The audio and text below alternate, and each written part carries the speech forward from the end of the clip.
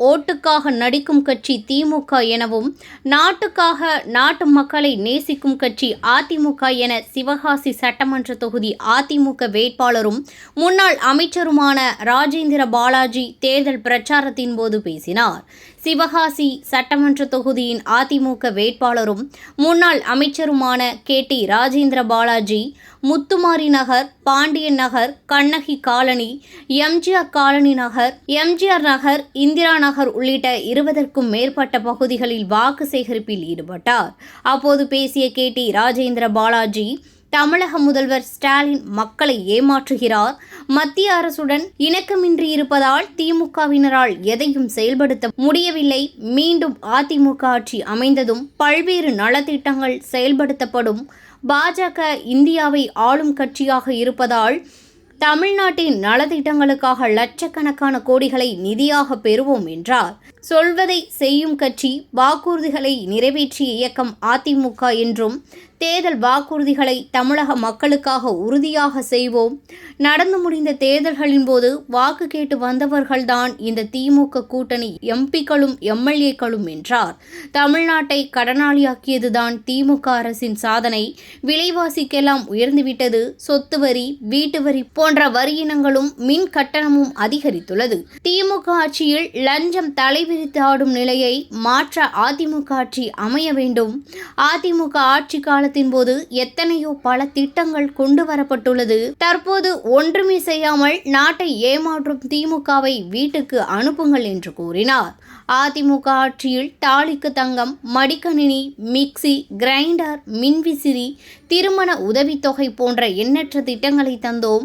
மக்களை ஏமாற்றி மீண்டும் மீண்டும் ஆட்சிக்கு வர துடிக்கும் திமுகவை வீட்டுக்கு அனுப்புங்கள் என்றும் கூறினார். அதிமுக தலைமையிலான கூட்டணி கட்சிகளை வெற்றி பெற செய்து எடப்பாடி பழனிசாமி தமிழ்நாட்டில் முதல்வராக்குங்கள். சொன்னதை செய்யும் கட்சி அதிமுக. மகளிர் உரிமை தொகை தருவோம் என கூறிய திமுக 3 ஆண்டுகள் கழித்தும் முறையாக வழங்காத கட்சி திமுக. ஓட்டுக்காக நடிக்கும் கட்சி திமுக. நாட்டுக்காக நாட்டு மக்களை நேசிக்கும் கட்சி அதிமுக என்றும் கூறினார். தமிழ்நாட்டின் தலையெழுத்தை மாற்றி எழுதக்கூடிய தேர்தல், திமுக வீட்டுக்கு அனுப்புகின்ற பணியை செய்கின்ற தேர்தல். வாக்காளர்களை, பெரியோர்களே, 1000 ரூபாய் கொடுத்திருக்கிறோம் என்று சொல்லி மக்களை ஏமாற்றி குழப்பத்தை உருவாக்கி மீண்டும் ஆட்சியை கைப்பற்றுவதற்கு திமுக முயற்சிக்கிறது. ஆட்சிக்கு வந்த திமுக 1000 ரூபாய் குடும்ப தலைவிகளுக்கு வழங்குவேன்னு சொல்லி ஆட்சிக்கு வந்த திமுக குடும்ப தலைவிகளுக்கு 3 ஆண்டுகள் கிட்டத்தட்ட 30 மாதங்கள் பணம் கொடுக்காமல் இழுத்தடித்து அதிமுக பொதுச் செயலாளர் எடப்பாடியார் போராட்டம் பண்ணியதற்கு பின்பு, சட்டமன்றத்தில் கேள்வி கணைகளை தொடுத்ததற்கு பின்பு, அதற்கு பின்பு 1000 ரூபாய் பணத்தை கொடுத்தார். அது பாதி பேருக்கு எம்பி எலெக்ஷனை முன்னிட்டு கொடுத்தார். இப்போ சட்டமன்ற எலெக்ஷன் வருகின்ற காரணத்தினால் மீதி பேருக்கு கொடுக்கின்றார். அவர் ஏமாற்றுகின்றார். மத்திய அரசோடு பகைத்துக் கொண்டு தமிழ்நாட்டுக்கு எந்த நல்ல திட்டங்களையும் கொண்டு வராமல் அதை தடுத்து பாலாக்கி பந்தக்கடாக்கி இன்னைக்கு தமிழகத்தினுடைய இந்த அளவுக்கு பின்னடைவுக்கு காரணம் 5 லட்சம் கோடி கடனை வாங்கி தமிழ்நாட்டை கடனாளியாக்கியதுதான் திமுக ஆட்சி செய்த சாதனை. ஆகவே வாக்காளர்கள், பெரியோர்கள் சிந்தித்து பார்க்க வேண்டும்.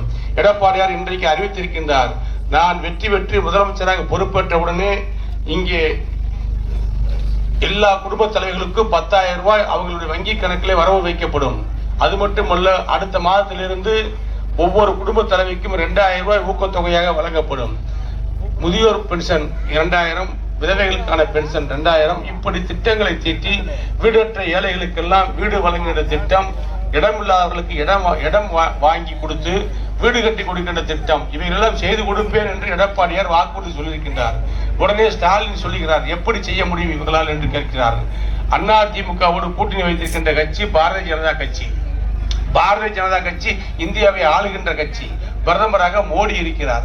ஆகவே எங்களுடைய அணுகுமுறையினால் பல லட்சக்கணக்கான கோடிகளை வாங்கி வந்து தமிழ்நாட்டுக்கு தேவையான வாக்குறுதிகளை கொடுத்ததை நிறைவேற்றுகின்ற தலைவனாக, முதல்வராக எடப்பாடியார் திகழ்வார். ஸ்டாலின் அவர்கள் முடிந்த அளவுக்கு தமிழ்நாட்டை கடனாளி ஆக்கி 5 லட்சம் ரூபாய் கடனா இருந்துச்சு, 5 லட்சம் கோடி கடனா இருந்துச்சு.